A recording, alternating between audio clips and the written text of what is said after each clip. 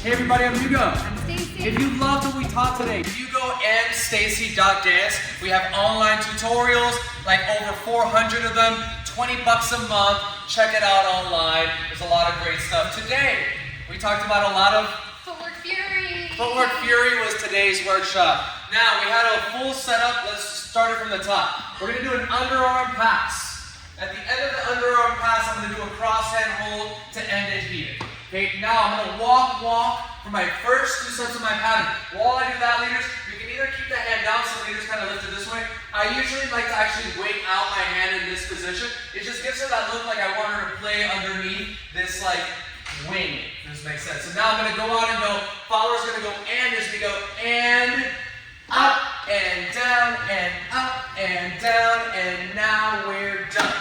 Okay, so it was 3 sets. We talked a lot about the concept that, leaders, if you ever want to do an extension, you need to maintain the distance. It's like we're suspending the distance. Then when she passes, it's done.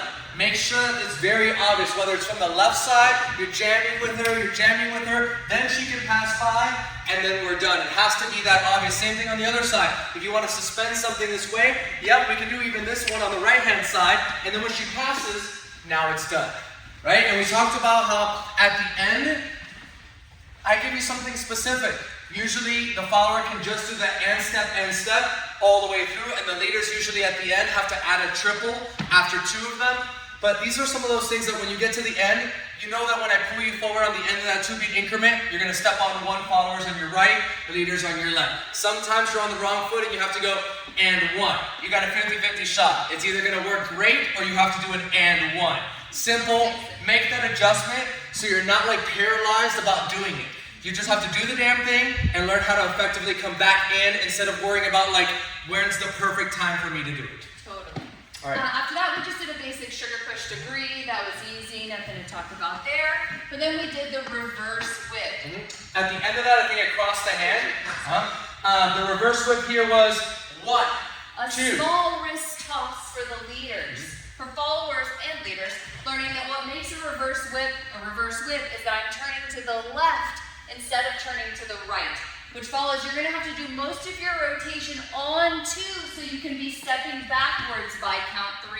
From here, we're going to step 5, 6. Here, we're going to borrow from the 6 and go and 7, and 8, and 1.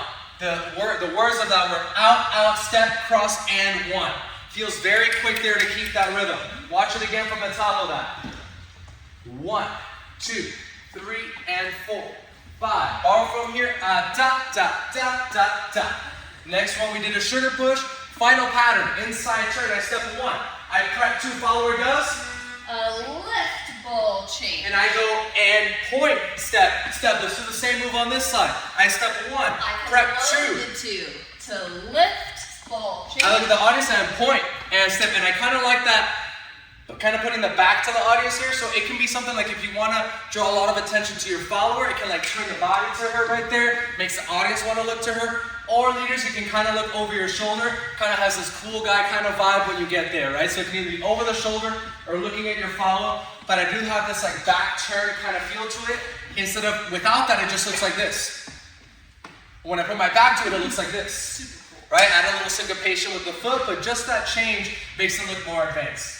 I think that's it for today. That was it. Thank you so much. See you for the next one.